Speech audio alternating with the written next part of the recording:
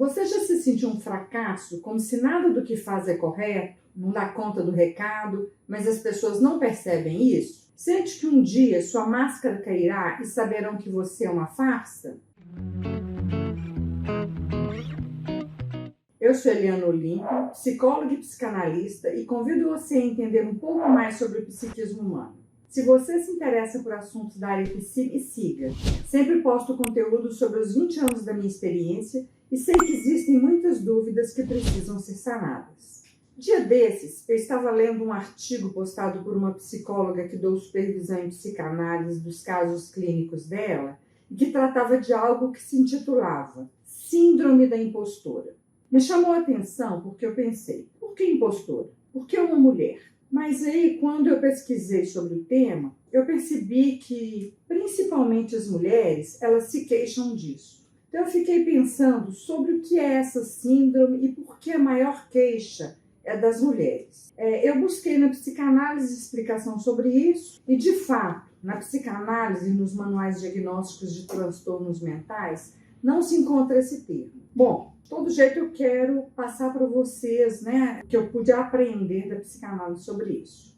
Nós vamos começar pela etimologia da palavra síndrome. Síndrome vem do grego síndrome e significa reunião. Seria, pois, um conjunto de sinais e sintomas presentes em uma patologia, mas que podem ser compartilhados e confundidos com outra patologia. Por exemplo, a síndrome do pânico, ela reúne sintomas de taquicardia, de dificuldade respiratória, de sudorese, dormência nos membros, a pessoa fica com a vista turva, E esses sintomas, eles poderiam ser confundidos, por exemplo, com um ataque cardíaco. Mas a síndrome do pânico, ela reúne também sinais como ansiedade, medo, fadiga, insegurança, dúvida. Então, é por isso que ela é chamada síndrome, É uma série de sintomas que a pessoa tem, que às vezes pode até parecer, no caso da síndrome do pânico, parecer com um ataque cardíaco e, na realidade, é só um medo intenso que aquela pessoa está sentindo.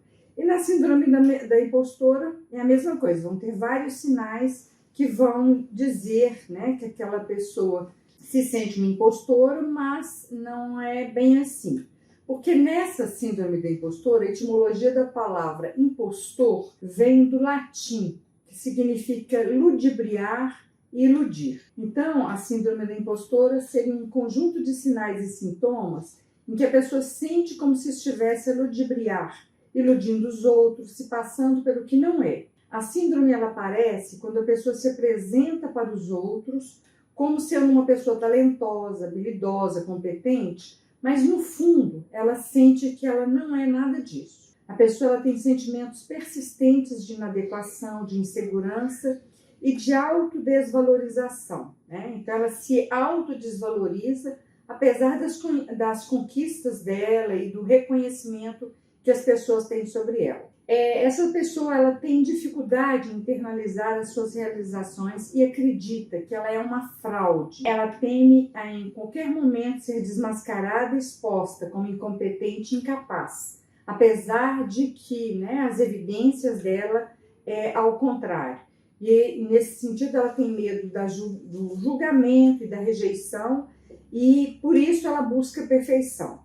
Esse sentimento de que ela está enganando os outros faz com que ela, às vezes, não consiga nem exercer um cargo alto. Quando ela tem uma promoção, ela fica com muito medo de ocupar esse lugar, ocupar esse espaço, e aí sim ela, de fato, ser desmascarada. É uma síndrome que acomete tanto homens quanto mulheres, que parece que ela acomete principalmente as mulheres. E aí eu até penso que valeria a gente, às vezes, fazer uma pesquisa quantitativa e estatística para saber se, de fato, é uma síndrome mais das mulheres do que dos homens. De todo modo, eu quero aproveitar para falar com vocês um pouco mais sobre essa síndrome, pensando na questão da psicanálise. É uma síndrome que não é uma doença mental, é um padrão de sensações de comportamentos e a gente precisa trabalhar isso para que isso não invada a pessoa e a iniba e impeça de trabalhar. Apesar de ser uma síndrome muito ligada à área do trabalho, ela pode acometer nas pessoas distúrbios como depressão, medos, irritabilidade, alterações de humor, às vezes a pessoa fica com um complexo de inferioridade muito grande. Então, muitas vezes essa pessoa vai precisar sim de tratamento.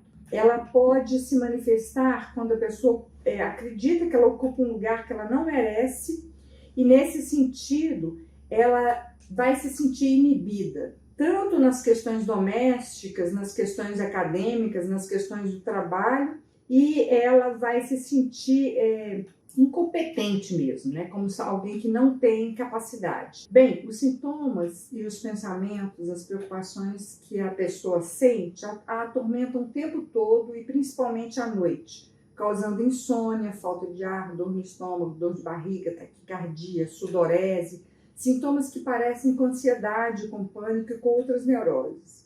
A pessoa não consegue descansar, ela desenvolve perfeccionismo e começa a reconferir o trabalho dela o tempo todo, né? Então, às vezes, ela reconfere mentalmente o trabalho dela à noite, às vezes levanta e tenta reconferir isso objetivamente, né? Vai lá nos relatórios dela e confere novamente, porque ela tem muito medo de errar. Então, ela não admite erros, né? Ela se esforça para evitar erros, mas ela duvida que ela consiga isso. Ela mantém uma autocrítica constante e muitas vezes se subestima. Não importa quantos diplomas essa pessoa tenha, quantos projetos ela já tenha conquistado, que ela sempre se sente inferior e incapaz. E ela muitas vezes nem fala dos prêmios, das coisas que ela alcançou, porque ela tem vergonha disso. É como se ela, de fato, né, fosse uma impostora, como se ela não vestisse a camisa, como se ela não trabalhasse tempo suficiente. E aí, muito até pelo contrário, né? Ela é o tipo de pessoa que faz hora extras,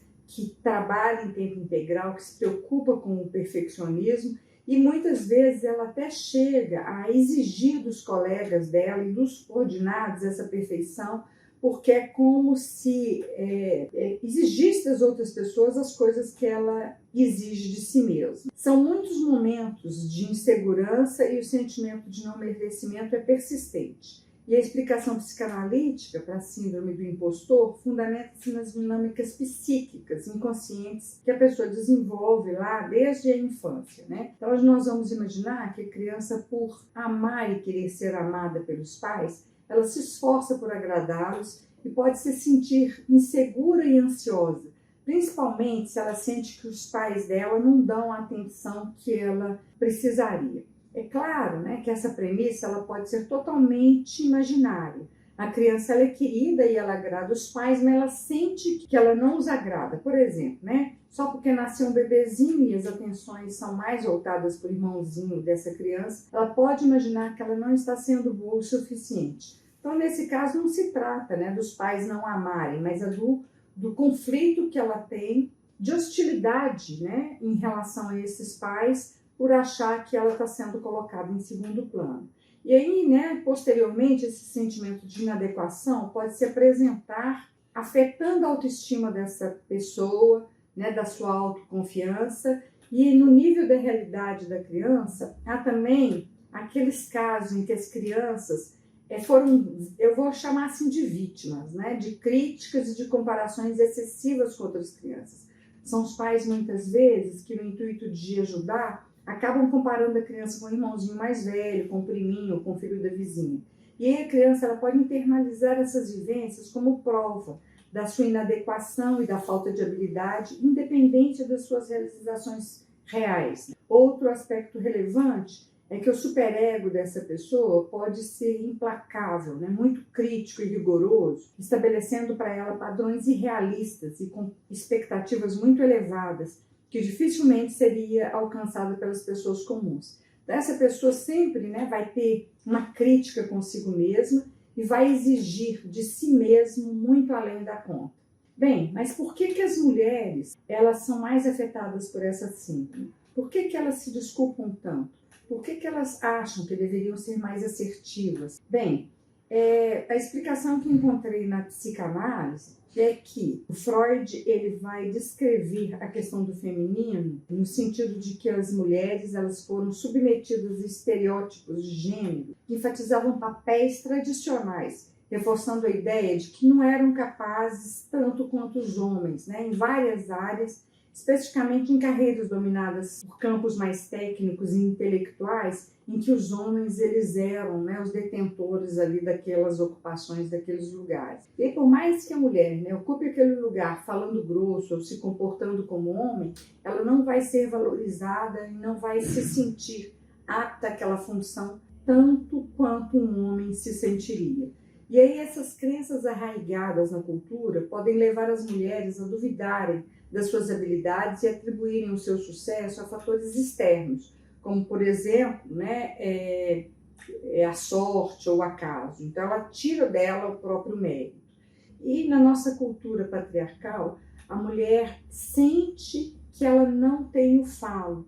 Então, nesse sentido, né, ela não tem o poder, ela não se sente reconhecida e valorizada, e ela tem que se esforçar muito mais do que os homens, inclusive muito mais do que as próprias mulheres, para ela demonstrar competência e as habilidades. Ocorre que ninguém acerta o tempo todo, mas as mulheres, elas se sentindo devedoras, elas não se permitem errar, né?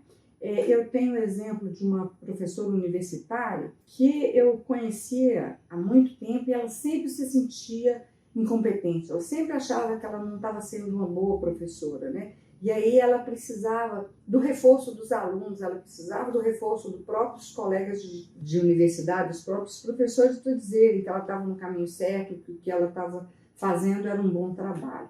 Então, assim, o que eu tenho a dizer para vocês é assim, mulheres, se libertem. A mulher, ela não tem que se comportar como um homem, falar como um homem, agir como um homem. Ela não tem que ser homem, mas ela precisa ser mulher e, como todo e qualquer ser humano, precisa reconhecer as suas falhas, mas também o seu valor. O processo analítico ele pode ajudar a pessoa a explorar o inconsciente e trazer à tona as memórias e emoções reprimidas, essas repressões que podem ter levado a pessoa a se sentir, né, incompetente. O objetivo da psicanálise é ajudar a pessoa a compreender as raízes dos seus sentimentos de inadequação e desenvolver uma visão mais realista e positiva de si mesma. É importante mencionar que a síndrome do impostor não é uma condição que se pode simplesmente superar por meio do encorajamento externo ou da obtenção de mais sucesso.